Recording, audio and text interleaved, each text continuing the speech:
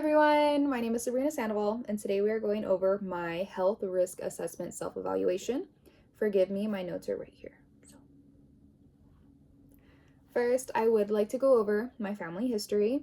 My father does have a history of high LDL, which is bad cholesterol, and low HDL, which is good cholesterol.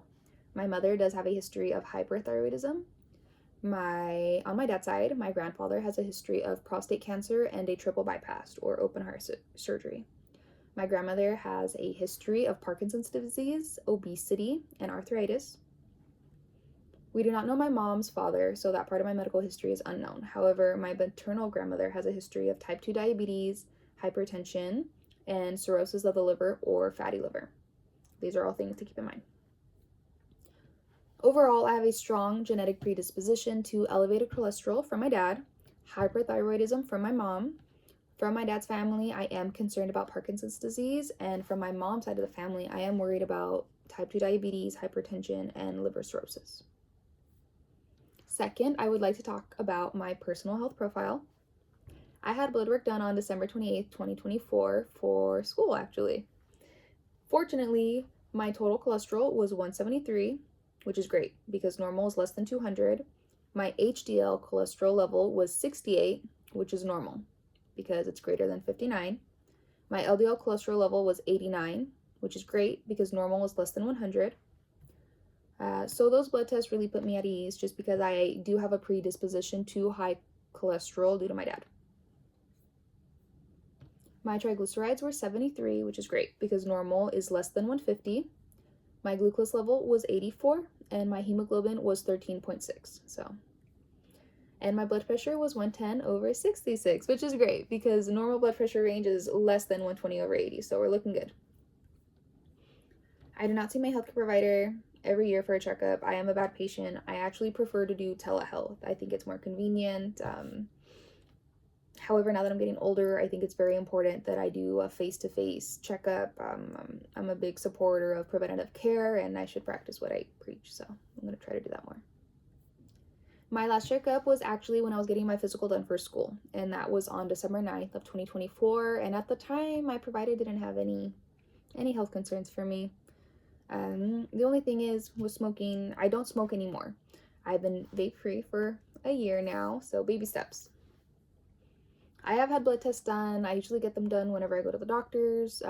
In the past, I have been told that my hemoglobin or my red blood cell count was low.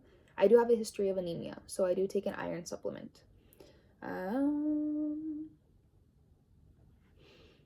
I know when I don't take my iron supplement though, because I do get the symptoms, I get the palpitations, I'm a little lightheaded, I have very poor circulation, my hands and my feet get really cold, so it's really important that I stay on top of that. I do not have any medical or physical conditions that require any special attention regarding like my nutrition. For physical activity, the only thing I can think of is that while earning my undergraduate degree, I played collegiate soccer and I partially tore my MCL. So if I don't stretch properly or if I work out too hard, I do have pain in that right knee. Third, I would like to talk to you about my health habits and lifestyle assessments. This was really cool. I've never done anything like this before, so I really enjoyed taking these tests. They were very eye-opening. For exercise and fitness, I scored a 2 out of 10, which puts me at serious health risk. I definitely need to incorporate more fitness and exercise into my daily routine.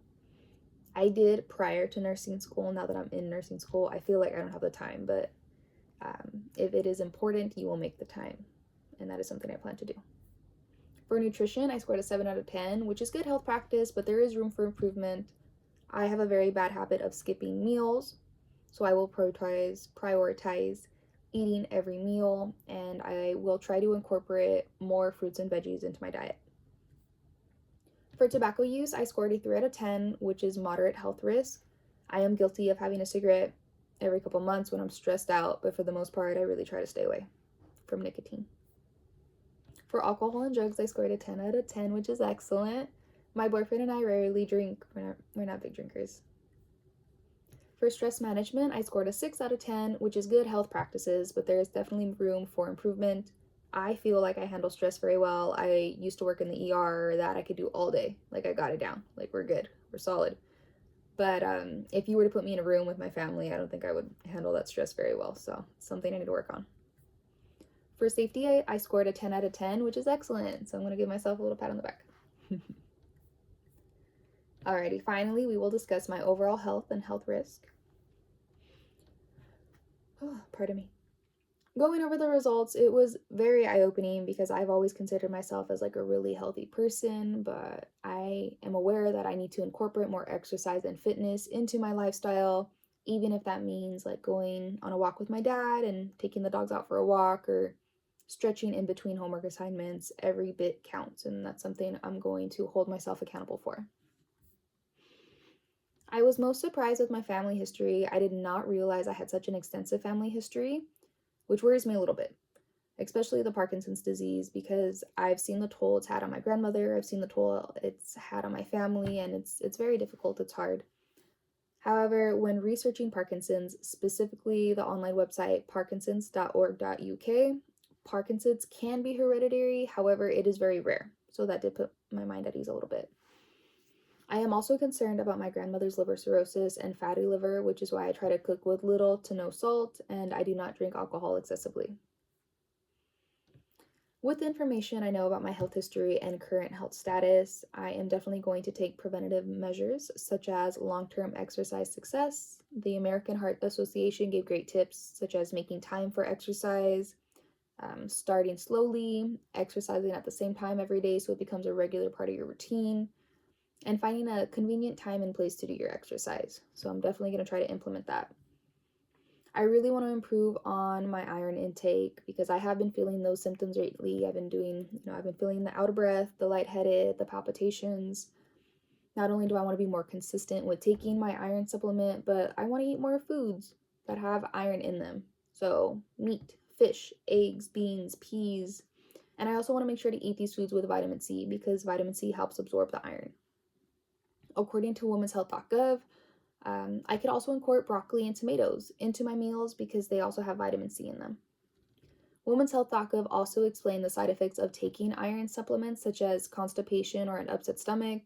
I can definitely attest to that because I've taken 2 iron pills on an empty stomach and within 5 to 10 minutes I threw everything up. So they do give really good tips on like how to reduce these side effects though. So they suggest dividing your pills, so taking 1 in the morning and 1 at night, taking your pills with food. They also suggest taking liquid iron, so that's something I'll probably try because I've never tried that before. I also want to stop smoking cigarettes. According to the FDA, people who smoke are exposed to a toxic mix of over 7,000 chemicals, including more than 70 that can cause cancer. So if that doesn't make you want to stop, I don't know what will. Some of my scores were excellent, and some had little or no risk based on my health history, but the steps I want to take to maintain excellent health is to continue what I'm doing right and working on the things that need working on. And right now, that's fitness, stress management, and tobacco use. But I also want to give myself some credit. I want to pat myself on the back for my nutrition and my alcohol and drug use and my safety.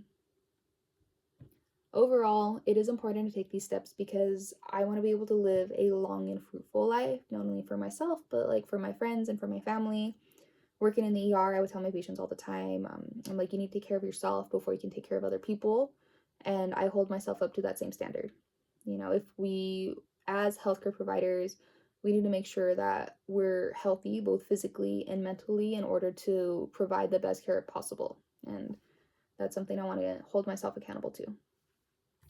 I just want to thank you guys so much for listening. I feel like we are really getting to know each other.